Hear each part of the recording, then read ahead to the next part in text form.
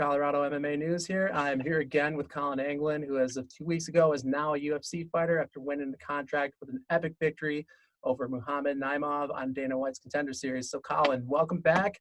How have you been feeling the last couple of weeks? And if at all, how's your mindset changed now that you can officially say, I am UFC fighter Collin Anglin? Well, thanks for having me. And thank you for the kind words. It's very, honestly, not much has changed. As far as mindset and all that, like goals are a little bit different, but, I'm back in the gym and I'm training just like before, if not harder, but, it's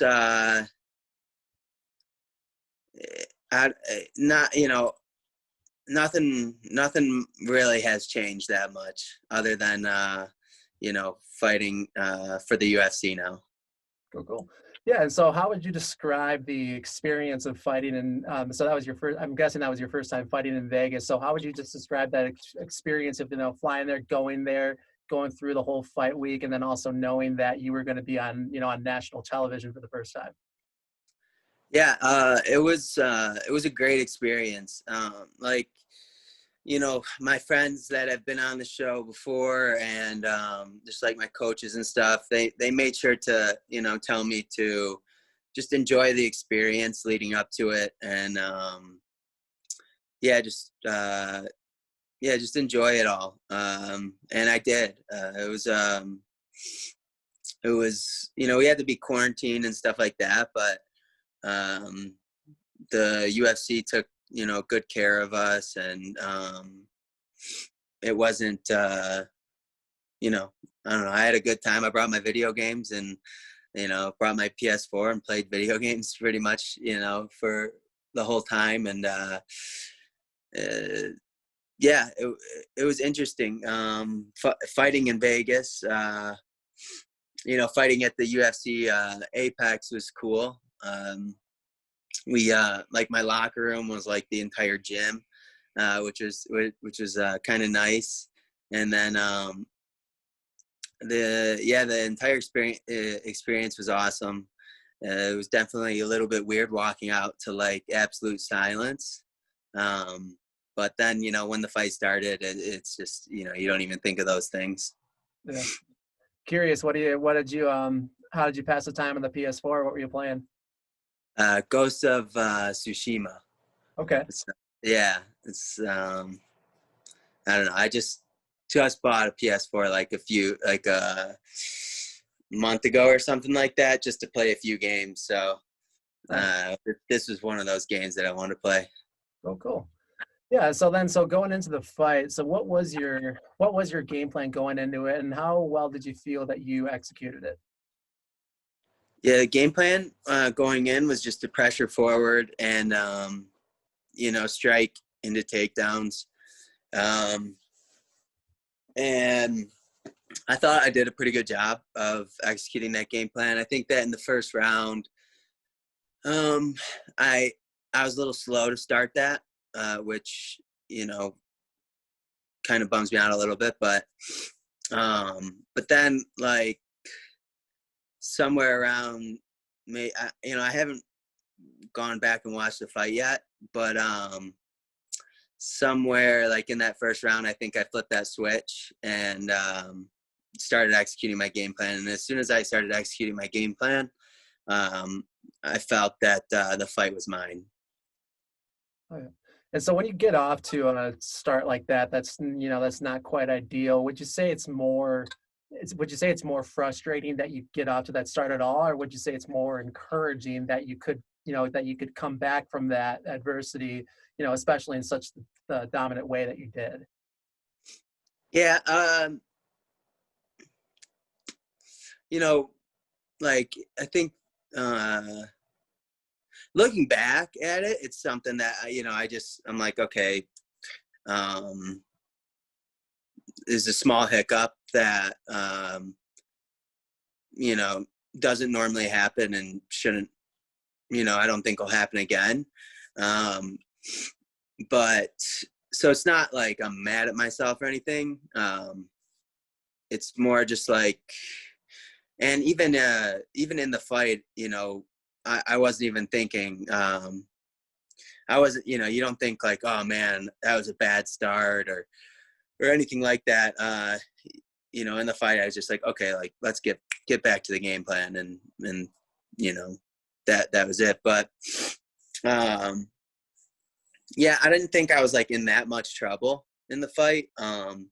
In the first round, it just, you know, I just wasn't executing the game plan that we talked about right away. And that's just, you know, like I said, a small hiccup that won't happen again. So I'm not too worried about it. Yeah, yeah. Yeah, and like you said, yeah, it was all kind of uphill for you after the second round, but it was the third round especially where you really turned it up. You even managed to, I think you score a 10-8 on two of the judges' scorecards. Was there a particular adjustment you made going into that last round that, you know, that helped it be so dominant? Um, I just felt, I just felt like the better fighter, and I felt like I could get that finish. So um, I was, uh, you know, I had him rocked, and then when I had him rocked, I just like, um, I didn't go too crazy, you know, but I did feel like, okay, he's gonna go down eventually. You know, he didn't, which, you know, it didn't mess with me at all. I was just happy to be getting off those punches and landing them. But um, yeah, I would just say, um, you know, like in between the second and third round, I think that my confidence was just through the roof, and I knew that the fight was mine Yeah, as long as I went out there and put it on him. yeah, yeah. Cool. Then and so obviously you were able to overcome them, but you got hit with what looks like it could have been an illegal knee to the head in the first round, then a knee to the groin in the second. So, I mean, even though you did win, did you feel like those took away your momentum at all, or were you able to brush that off pretty easily? Yeah, I was able to brush him off. I, you know, I like completely forgot about him, like literally right after they happened. The illegal knee to the head, I just don't even, you know, I have to go back and watch the fight. I just haven't even, I don't even remember that. Yeah, So, but I've heard, you know, a lot of people tell me that it was illegal. In the fight, I don't even, you know, I don't remember ever thinking, you know, like, come on, that was an illegal knee or anything. But uh, so that didn't bother me. Um, the you know, the shot to the groin, that's it. That just happens, you know. That shit happens. It's an accident. I mean, even the illegal knee to the head, that same thing, you know.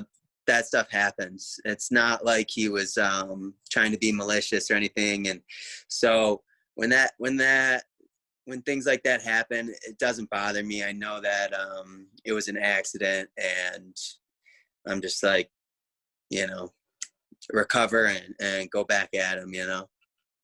yeah, yeah.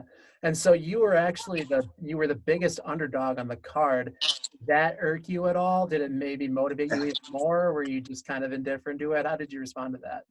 Yeah, I didn't even know.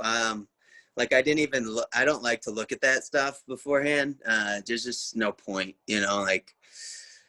Um, like I think when they have they had a TV in the locker room, and so they're playing everything before you know, they're playing the entire show right in front of you. So when when Yanni, that's his name, right? Yanni, the gambling guy. Is that his name? Not sure who you're talking about, but okay. Okay. Okay. Well, before every contender show, they like talk about, you know, their that guy's picks, and they talk about like uh yeah, just the betting odds and all that. Like when that came on, I just put my headphones on and walked away because I kind of figured I'd be like the underdog. He has such a huge fan base, and a big following. And I just, I figured, yeah, whatever. I'm probably the underdog. I don't need to hear it. So that stuff doesn't really bother me. I don't like I said, I don't even pay attention to it. Yeah. And it's funny you mentioned that, because when I looked him up before the fight, it said that he trained out of Vegas, but then during the fight, they mentioned that he's trained in Denver. Like, have you ever like had any interaction with all, or like, do you know anybody that's like trained with him?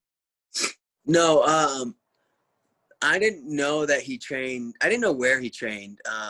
Like I saw that he trained in Vegas, like online. And then I heard that he trained out of Elevation. And then I saw the video of him like sparring with Justin Gaethje. And so I figured, okay, he probably trains at Elevation, I think that is. Okay. I'm not sure, but I know that Gaethje trains in Denver. So I figured, okay, yeah, he probably trains in Denver. I didn't really know what gym. But then, like, during the fight, his corner yelled out Gaethje a lot. So I figured they must have been Elevation. I don't know. Yeah, I think that was one of their code words, though. Gaethje. I remember hearing that a lot. Yeah, it wasn't. And correct me if I'm wrong. Wasn't that there's a video that came out, I think, like pretty soon before the fight, of Gaethje just eating this head kick from somebody. Was that Naimov? Do you know? Yeah, that was him. Yeah. he just ate that like a snack. I couldn't believe it when I saw the video, because you could hear it. Like, that was unbelievable. Well, cool. Yeah, and then so then aside from all that, how valuable would you say that this was as a learning experience for you, and what did you take away most from it? Yeah, it was huge as far as learning experience. Just being in that environment and fighting, with the boss sitting like right there. It was I took a lot from it. It was very cool.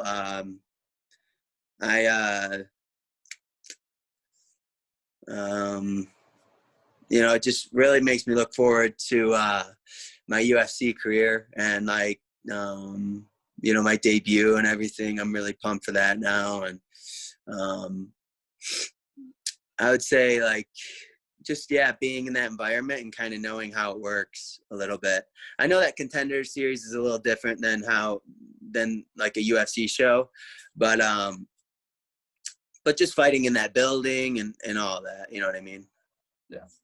Cool. Yeah. And we're excited for you, man. So thanks so much again. Thanks so much again for joining us. And then one more thing, want to just tell our viewers here how they can follow your career online? Absolutely. Everyone can follow me at Collin Anglin MMA, and that's on Facebook, Instagram, Twitter. It's just Collin Anglin MMA. Cool. Thanks so much again. And everyone, if you enjoyed this interview as well, please do give us a subscription on YouTube. Be sure to follow us on Facebook and Instagram as well. Collin, again, can't thank you enough, man. You take care. Thank you so much. I really appreciate you having me on.